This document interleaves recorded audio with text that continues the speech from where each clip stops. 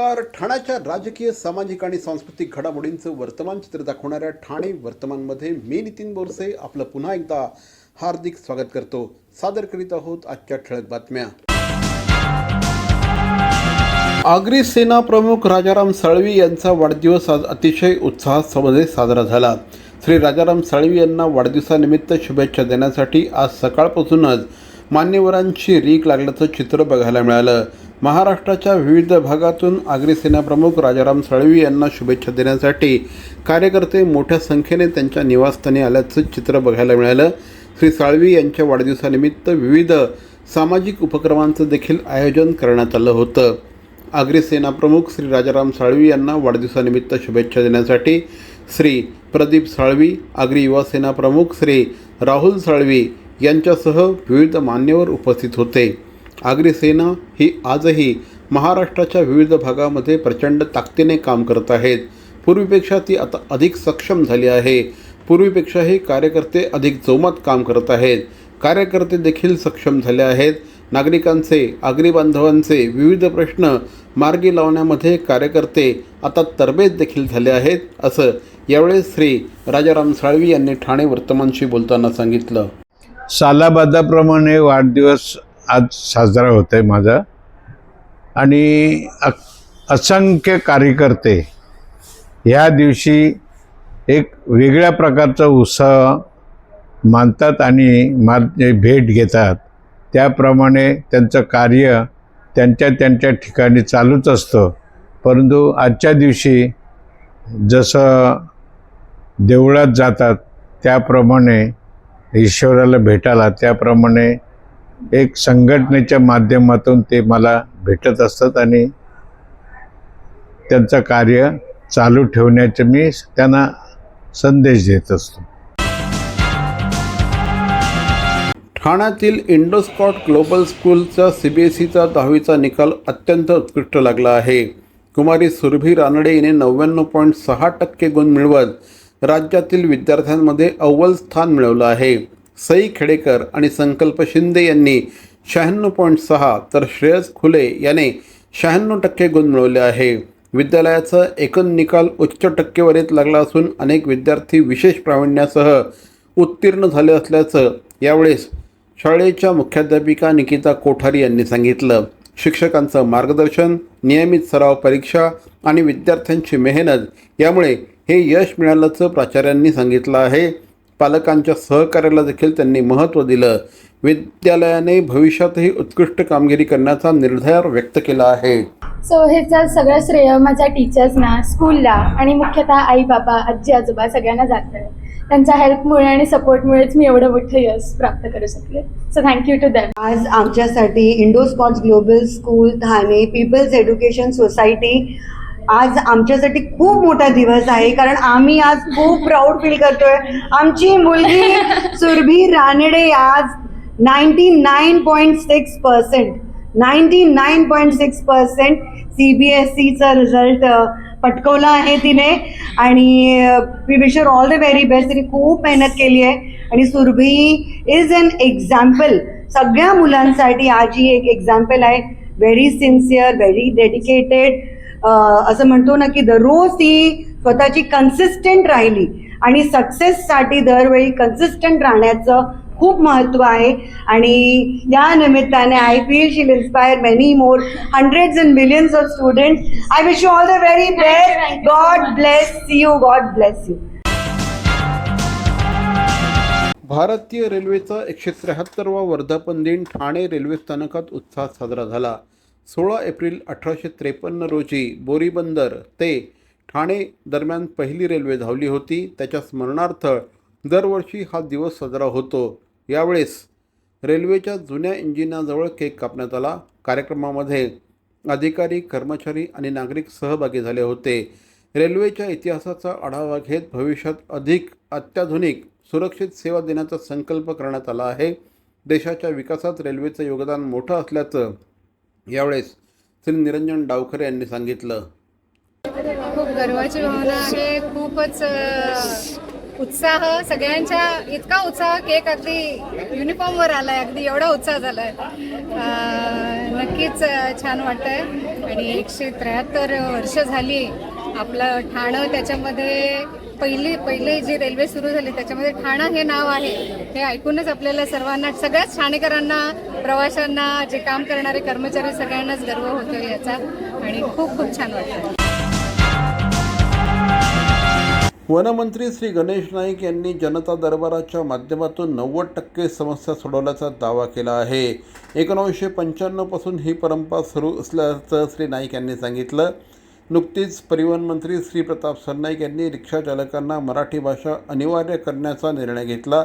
या निर्णयावर बोलताना श्री गणेश नाईक यांनी या निर्णयावर मुदत देण्याची गरज असल्याचं मत व्यक्त केलं. तसंच राज्यात बिबट्यांची संख्या वाढल्याचं सांगून त्यासाठी उपाययोजना सुरू असल्याचं त्यांनी स्पष्ट केलं. येऊर परिसरातील शिकारी प्रकरणात कारवाई सुरू असल्याचं देखील त्यांनी नमूद केलं. संजय गांधी राष्ट्रीय उद्यान परिसरात भिंत उभारून अतिक्रमणांवर नियंत्रण आणण्याचा निर्णय घेतल्याचं देखील यावेळेस त्यांनी सांगितलं. हे बघा, बाब अशी आहे की मी 95ला ज्याला मंत्री झालो तेव्हापासून जनता दरबार भरवतो. आता जनता दरबार भरवतो म्हणजे जनतेवर मेहरबानी करण्याकरता भरवत नाही, एक मनाला आनंद मिळण्याकरता हा जनता दरबार. जनतेच्या दरबारामध्ये मंत्री किंवा आमदार अशा प्रकारची ती संकल्पना आहे. आणि लोक आपल्या व्यथा सांगण्यासाठी येतात. ज्या लोकांचे प्रयत्न करून सुद्धा प्रयत्न अपुरे पडतात ते लोक जनता दरबारात. एरवी इझी सुटणारा प्रश्न घेऊन कोण जनता दरबारात येत नाही. आणि मला त्या गोष्टीचा आनंद वाटतो. भवानी ज्वेलर्स ठाणे, पारंपरिक आणि आधुनिक दागिन्यांचा अप्रतिम संगम. प्रत्येक स्त्रीची पहिली पसंती भवानी ज्वेलर्स ठाणे. नक्की भेट द्या. ठाणे महानगरपालिकेचे मालमत्ता कर म्हणजेच प्रॉपर्टी टॅक्स भरण्याचे आवाहन.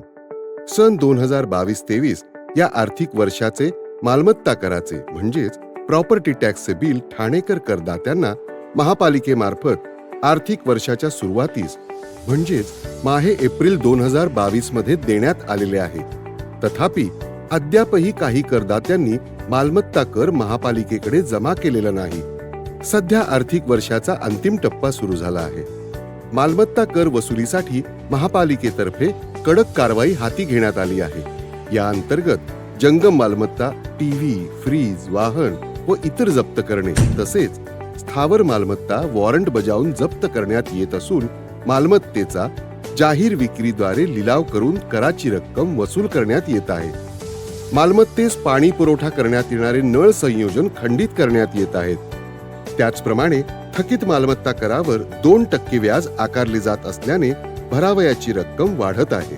आपला मालमत्ता कर propertytax.thanecity.gov.in या लिंकद्वारे तसंच गुगल पे, फोन पे, पेटीएम याद्वारे ऑनलाईन पद्धतीने करण्याची सुविधा उपलब्ध करून दिली आहे. शनिवार, रविवार व सार्वजनिक सुट्टीच्या दिवशी नागरिकांना मालमत्ता कर भरणे सोयीचे व्हावे याकरता महापालिकेचे मालमत्ता कर संलग्न कार्यालय या दिवशी कार्यान्वित ठेवण्यात आलेले आहे. तरी मालमत्ता कर वसुलीची अप्रिय कारवाई टाळण्याच्या दृष्टिकोनातून मालमत्ता कर भरून महापालिकेस सहकार्य करावे. धन्यवाद. आगरी सेना प्रमुख माननीय राजारामजी साळवी साहेबांना वाढदिवसानिमित्त आगरी सेना नेते आणि कामगार एकतेचे कार्याध्यक्ष श्री प्रदीप साळवी आणि युवा आगरी सेना प्रमुख श्री राहुल साळवी यांच्या वतीने वाढदिवसाच्या हार्दिक शुभेच्छा. पुनश्च एकदा आगरी सेना प्रमुख माननीय श्री राजारामजी साळवी साहेबांना श्री प्रदीप साळवी आणि श्री राहुल साळवी यांच्या वतीने वाढदिवसाच्या हार्दिक शुभेच्छा. MIMच्या नगरसेविका सहर शेख यांच्या पदावर बनावट जात प्रमाणपत्र प्रकरणामुळे गंडांतर आलं आहे. त्यांच्या वडिलांनी चुकीच्या पद्धतीने OBC प्रमाणपत्र मिळवलं असल्याचा आरोप असून त्यावरून चौकशी सुरू आहे. प्रतिस्पर्धी उमेदवाराने दाखल केलेल्या तक्रारीनंतर तहसीलदारांनी अहवाल सादर केला आहे. त्यामध्ये प्रमाणपत्रातील अनेक त्रुटी नमूद करण्यात आल्या आहेत. सुनावणीला गैरहजर राहिल्याने संशय अधिक वाढला आहे. या प्रकरणी जात पडताळणी समिती आणि निवडणूक आयोगाकडे अहवाल पाठवण्यात आला असून प्रमाणपत्र रद्द करण्याची शिफारस करण्यात आली आहे. चौकशी पूर्ण झाल्यानंतर त्यांच्या नगरसेवक पदावर अंतिम निर्णय घेण्यात येईल. बहुत जिम्मेदारी से कहना चाहता हूँ, मैं बहुत जल्द जो है इंशाअल्लाह 30 तारीख तक राज्य लोक आयोग को मैंने एक एफिडेविट दाखिल किया कि वो मैं मेरी प्रशासन से जो जो अधिकारी है वो अधिकारी से मेरा है, उसके खिलाफ मैं इंशाल्लाह बहुत जल्द जो है हाई कोर्ट जाने वाला हूँ। मैं पिटीशन नहीं दाखिल करूँगा, पीआई जस्टिस जो चीफ जस्टिस के पास इसकी इंक्वायरी कराऊंगा। जो अधिकारी गलत किया है उसके ऊपर कार्रवाई होना चाहिए, ताकि दोबारा ऐसा कोई गलत काम न हो। राष्ट्रवादी काँग्रेस शरद पवार पक्षाचे प्रदेश उपाध्यक्ष सुरेंद्र उपाध्याय यांचा वाढदिवस ठाण्यात विविध सामाजिक उपक्रमांनी साजरा करण्यात आला। काल सकाळपासून त्यांना शुभेच्छा देण्यासाठी कार्यकर्त्यांची मोठी रीघ लागल्याचं चित्र होतं। या निमित्ताने गरजू नागरिकांना धान्य आणि जीवनावश्यक वस्तूंचं वाटप करण्यात आलं। आमदार श्री जितेंद्र आव्हाड यांच्या उपस्थितीत केक कापून वाढदिवस साजरा झाला। यावेळी जिल्हाध्यक्ष मनोज प्रधान, महिला अध्यक्षा मनीषा भगत, नगरसेवक आणि इतर पदाधिकारी देखील उपस्थित होते। सामाजिक बांधिलकी जपत उपक्रम राबवणं हीच खरी वाढदिवस साजरा करण्याची पद्धत असल्याचं यावेळेस आमदार जितेंद्र आव्हाड यांनी सांगितलं। आपण प्रत्येक वर्षी वाढदिवसाच्या निमित्तानं आपण अन्नदान वाटप करतो आणि वर्षभर प्रत्येक 3-3, 4-4 महिने आपण लोकांना अन्नदान किंवा आणखी जरुरी वस्तूंचं वाटप करतो आणि वाढदिवसाच्या निमित्त आपण या हिशोबाने जे वाटप करतो लोकांना संदेश पण द्यायचा असतो आणि जे आपले गरजू लोक त्यांना हे वाटून आपल्याला म्हणजे आमचे जे घरचे लोक आमचे आई वडील त्यांची पण ही इच्छा होती की आपण हे कंटिन्यू मदत कार्य करत राहायचे। काँग्रेस पक्षाने संघटना बळकट करण्यासाठी संघटन सृजन अभियान सुरू केलं असून ठाण्यात त्याची अंमलबजावणी सुरू झाली आहे।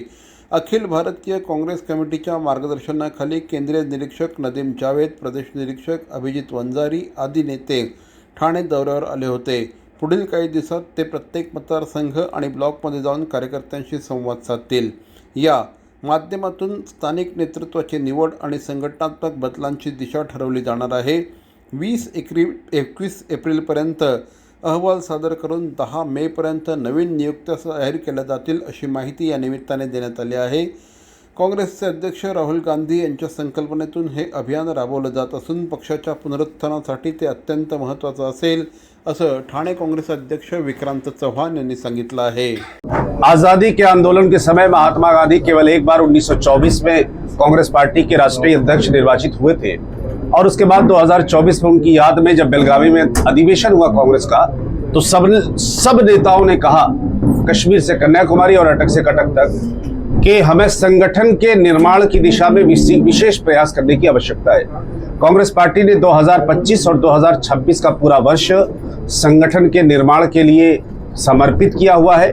हमारे जैसे कार्यकर्ता, देश भर के कांग्रेस पार्टी के वरिष्ठ नेता, भारत सरकार के पूर्व मंत्री, प्रदेश कांग्रेस कमेटी के अध्यक्ष, सांसद इत्यादि सब लोग अलग अलग जनपदों में जाकर संगठन के निर्माण की दिशा में काम कर रहे हैं। उसी परिप्रेक्ष्य में मैं भी यहाँ पर आया हुआ हूँ थाने में, और हमारी कोशिश ये होगी कि अगले 4-5 दिनों में रुककर हर असेंबली कॉन्स्टिट्यूएंसी और हर ब्लॉक में जाकर तमाम साथियों से मिलकर, चाहे वरिष्ठ हो, चाहे कनिष्ठ हो, चाहे फ्रंटल ऑर्गेनाइजेशन के साथी हो, सबसे बात करके कैसे हम एक मजबूत संगठन बनाएं, एक ऐसा संगठन हो और ऐसा नेतृत्व हम खड़ा कर पाए जो विचार के लिए भी लड़ता हो, जो नेतृत्व के साथ लॉयल्टी से भी हो और सत्ता परिवर्तन के लिए पूरा संघर्ष करने के लिए तैयार हो। क्योंकि अगला जो चुनाव होगा इस राज्य के अंदर वो कांग्रेस का होगा, वो गांधीवादी विचारों का होगा। इसका हमारा प्रयास है और इसके लिए हम लोग यहाँ पे आए। ठाणे पोलिसांनी मंजुनाथ शेट्टी उर्फ दीक्षित बाबा याला गोव्यातून अटक केली। त्याच्यावर महिलांची फसवणूक आणि लैंगिक शोषणाचे गंभीर आरोप आहेत। घोडबंदर येथील एका तरुणीच्या तक्रारीनंतर हे प्रकार उघडकीस आलं। काळी जादू आणि कुटुंबावर संकट असल्याचं सांगून त्याने संबंधित कुटुंबांकडून सुमारे 1,65,00,000 रुपये उकळल्याचा आरोप आहे। विविध विधींच्या नावाखाली पैसे घेत राहिल्यानंतर फसवणूक झाल्याचं लक्षात आलं। या प्रकरणी महाराष्ट्र अंधश्रद्धा निर्मूलन कायद्यानुसार गुन्हा दाखल करण्यात आला आहे। पोलीस तपासामध्ये तो महिलांशी जवळीक वाढवून विश्वास संपादन करत असल्याचं समोर आलं आहे। वसई आणि ठाण्यातही त्याच्यावर गुन्हे दाखल आहेत। आणखी काही पीडित समोर येण्याची शक्यता या संदर्भात पोलिसांनी वर्तवली आहे। ठाणे महापालिकेत महायुतीला स्पष्ट बहुमत मिळून देखील स्थायी समितीसह इतर महत्त्वाच्या समित्यांची स्थापना अद्याप झालेली नाही। शिवसेना, शिंदे गट आणि भाजपचे मिळून 104 नगरसेवक असताना देखील स्वीकृत नगरसेवक नियुक्ती शिक्षण मंडळ, परिवहन समिती आदी प्रक्रिया रखडल्याने इच्छुकांमध्ये नाराजी वाढते आहे. यावर भाजप आमदार संजय केळकर यांनी देखील नाराजी व्यक्त केली. आमच्या बाजूने कोणताही अडथळा नाही, प्रक्रिया लवकर पूर्ण व्हावी असं श्री केळकर यांनी स्पष्ट केलं आहे. लोकप्रतिनिधींना अधिकार देण्यासाठी समित्या गठीत करणं आवश्यक असल्याचं देखील त्यांनी सांगितलं. उपमुख्यमंत्री एकनाथ शिंदे यांच्याकडे या विषयावर पाठपुरावा करणार असल्याचं देखील श्री केळकर यांनी म्हटलं आहे. 2.5 महिने झाले. खरं म्हणजे हा अर्थसंकेत प्रस्तुत महाराष्ट्राचा लोकप्रिय ब्रँड महाब्रँड 2026 हा भव्य पुरस्कार सोहळा संपन्न झाला. विको लॅबोरेटरी, पितांबरी, योजक फूड्स यासारख्या ब्रँड्सना मोस्ट पॉप्युलर ब्रँड पुरस्काराने यावेळेस सन्मानित करण्यात आलं. तर मोस्ट इनोव्हेटिव्ह आणि बेस्ट कस्टमर सर्व्हिस या श्रेणींमध्ये देखील उल्लेखनीय कामगिरी करणाऱ्या संस्थांचा यावेळेस सन्मान करण्यात आला. श्री अमित बागवे यांच्या पुढाकाराने या कार्यक्रमाचं आयोजन करण्यात आलं होतं. तर मंडळी, या होत्या आजच्या ठळक बातम्या. ठाणे वर्तमानमधून आम्ही ठाण्याच्या राजकीय, सामाजिक आणि सांस्कृतिक घडामोडींचं वर्तमान चित्र दाखवायचा प्रयत्न करतोय. अर्थातच आपल्या सहकार्याची गरज आहे, तेव्हा आपल्या सूचना आणि समस्या आम्हाला जरूर कळवा. आमचा पत्ता Thane Vartaman, Dadoji Konde stadium, shop number 16, Khadal road, Thane पश्चिम. दूरध्वनी क्रमांक 9820939420. तर मग पुन्हा भेटू उद्या याच वेळी याच ठिकाणी ठाणे वर्तमानमध्ये. तोपर्यंत धन्यवाद. जय हिंद, जय महाराष्ट्र.